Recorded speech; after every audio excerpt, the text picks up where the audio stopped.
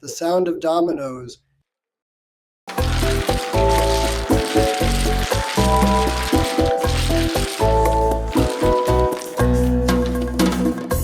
My parents, my uncles, my grandparents, their friends.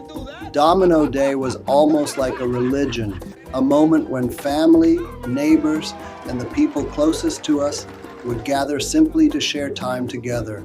Laughter, arguments, stories told 1,000 times before, and that unmistakable chaos of happiness. And maybe that's why Doble Nueve was born, because I remember how dominoes always managed to bring an entire community together intensely and joyfully. And before long, the atmosphere takes shape naturally, music blending into conversations, engines ticking softly after long drives across the city.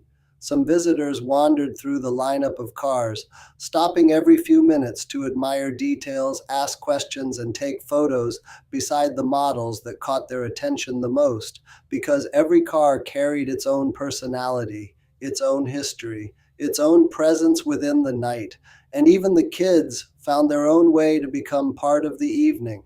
When the pizzas arrived, they immediately jumped in to help, making sure everyone got their slice, walking over to different groups, smiling, laughing, feeling proud to be part of something bigger. A small moment, but one that said a lot. At one point during the night, a small group gathered around a custom Volkswagen build that started having mechanical issues.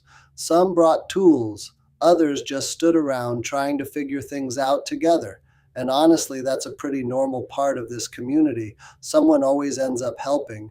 And while the night keeps moving, conversations continue flowing between the cars, the tables, and the people who make this place feel alive.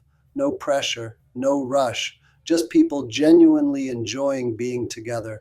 Because Doble Nueve was never only about dominoes, it was about creating a reason to gather again, to reconnect, to laugh loudly, to slow down for a few hours and enjoy the moment.